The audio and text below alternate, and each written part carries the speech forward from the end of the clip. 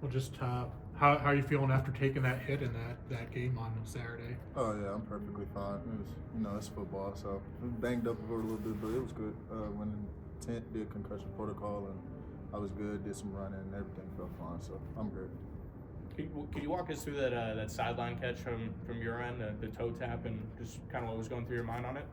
Yeah, we had kind of a flood concept. I'm second in the flood. First in the progression, just got through there, went inside the flat defender, and broke out. Almost fell, but I stayed up. Mad Dog put it in perfect spot for only I could get it. It was a defender right in front of us. Jumped up, barely missed his finger, came right into mine, and just I knew I had the sideline awareness to just drag one foot. So try to get two next time. When they're reviewing that, like, do you know, or are you like, I got that down? Yeah. I know. I could see I saw my foot drag. I wasn't too sure about my heel, but I knew I got my foot in, and all the coaches were asking me because you got to be truthful in that scenario because we got to know what we're calling next. So I felt highly confident that it was in, and I knew it was. How nice was that throw? Like, I mean, Maddox kind of had to drop it over that guy's hand, and Maddox said it was probably one of his better throws of the season. Yeah, it was a 10 out of 10. He put it at a spot where only I can get it, and that's what you dream of as a receiver. Quarterback trusting you to get out your break and being in a spot and putting the ball there. I mean, it was one of his best balls this season for sure. How big was that swing to Latrell? I mean, just to get the fourth down stop, that catch. I mean, seemed like really the turning point in the game. Yeah, it sparked the game. We always talk about that when we're in a lull. We always talk about getting that spark, whether it come from receivers or quarterback. We just need that one play to get us going, and once we get that play, we know we're in rhythm. So it kind of sparked the whole drive, and after that, I think we didn't punt again. So I mean, it was a big swing in the game. But shout out to the defense for getting that stop first. It seemed like you guys as a group had one of your better games. So what did you see in the whole pass game with the receiver? What you guys do maybe that you hadn't done in a couple other games? We was just managing the easy. I mean, in the other games, it was opportunities out there where we were open. Might have not came to us because of a protection problem, a QB read problem, but we just knew, continue to be in our spot, run our routes full speed, manage the easy, catch the ball. I mean, it wasn't nothing new. We didn't reinvent the wheel, so we was just able to go out there and execute our job at a high level.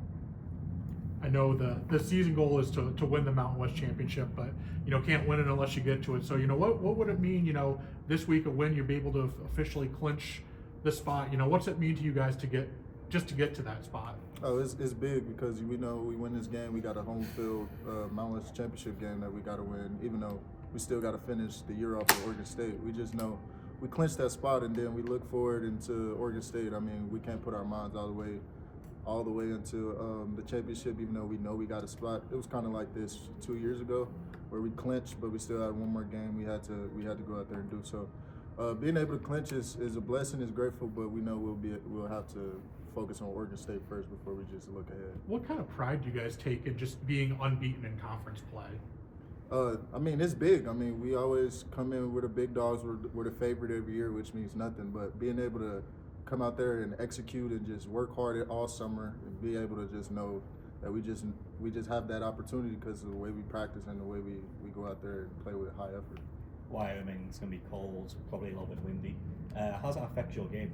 I mean, it doesn't really affect us at all. We just have to be, aware that, sometimes the ball flight might be different. Like for me, if I'm on punt return, it might be different. Deeper balls might adjust in the air. We just got to be able to have really good eyes in a game like this, and can't be too worried about the weather. I mean, it's cold here too. We live here, so it's not a big deal. Just with that wind adjustment, is there any way you can practice, or is that literally just keep your eye on the ball and hope you go where the ball goes? Yeah, pretty much. You just keep your eyes on it. I mean, we was outside today. It was a little windy. We seen what it could be for a little bit with the ball moving around in the air. So, I mean, just being able to have a feel for it and just have your eyes in the right spot is what we hope to plan to do. Do you think the ball travels differently or flies differently at elevation like that? Oh, it for sure does. I mean, on kickoffs you'll see it the most. They'll probably have like all touchbacks because the elevation is so high. So, just being able to I don't know, just adjust. It's not nothing we don't practice. We're not ready for. So, just being able to keep our eyes on the ball and continue to work. I say this kind of jokingly, but You know, Coach Danielson, his I think the line that he's used more than any other line this year is the next one. What is it? The next one's the most game important. is the most important. Yeah, actually, what is it? What do you know? This is our most important game because it's the next one.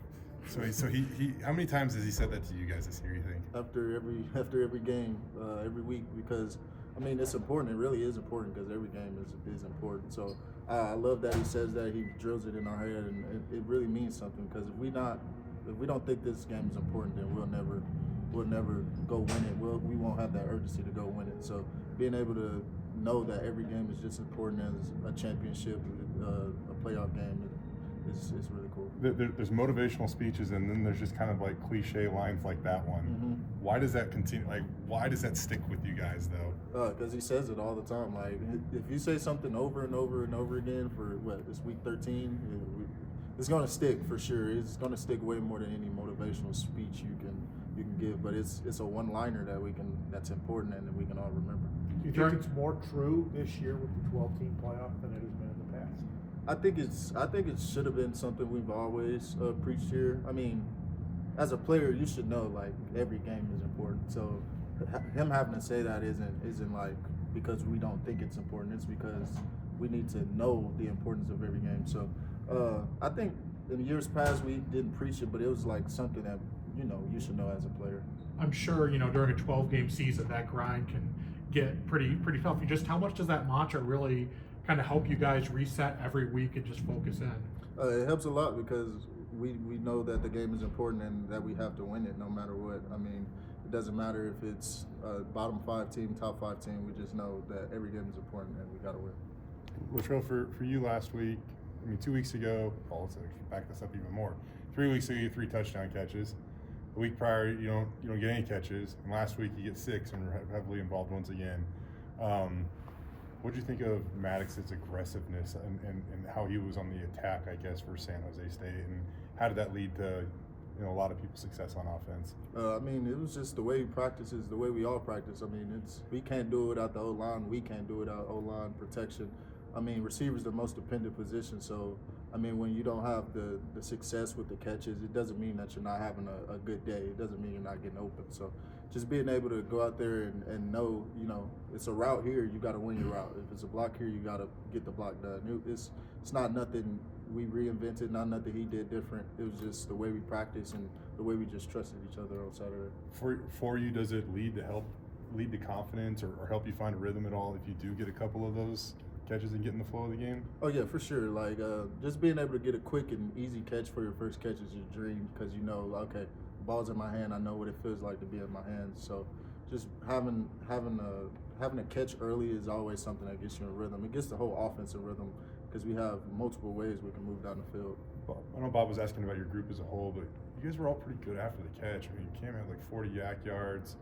Prince had some. You turned a couple into first downs. Like, in terms of your guys' ability after the catch, how would you rate that game compared to maybe the rest of the season, like collectively as a group? I would say good 8 out of 10 if we're rating like that.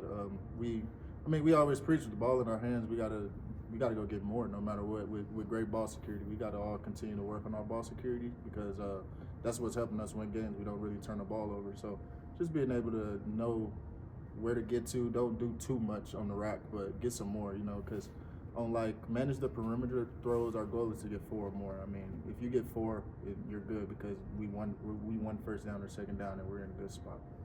Ashton has a chance to break 2,000 on Saturday, and with everybody having a role in run blocking, it's a bit of a team accomplishment too. So what does that mean to you guys for him to hit that milestone?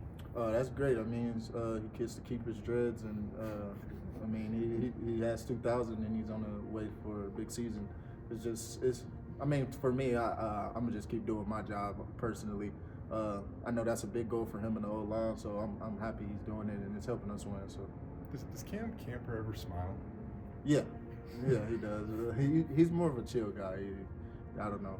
He smiles a lot though. He's a good dude. What do you think about the way that he goes about it? I mean, he never he doesn't signal first down. It doesn't seem like he really celebrates it all. Like, yeah, I mean, sometimes he does. He got to be like, when he's mad and he gets the ball, he's gonna celebrate. He's gonna be aggressive with that, but. He loves the game. He's just a different guy. He doesn't go into it anything different. It's just another football game, and He knows how important it is. He goes out there, catches his passes, and he goes about his business. He's a business guy for sure. Has he always been that way? You played him in high school. Yeah, he's always been relaxed. Always been more a little rowdy than him, but yeah, he's always been that way since I knew him. Just one more for me. Maddox is effectively scrambling kind of these last few games. How do you think, how does that help the offense? And, you know, even if it goes from 2nd and 10 to 2nd and 6 or something like that because he scrambles, like how does that stuff help the offense? It helps. It opens up so much more. Guys got to be more accounted for him. They can't just go up once you see play action, then fall all the way back, zone drop, because he can just take off. We've always known Maddox could run. He was I never looked at him as just a pocket passer. He was always a little faster than me. I mean, I don't know if he's ever really slid this year either. Like he's not afraid to kind of mix it up. No, It seems. no, he's aggressive and he's a tough guy. That's why we love him.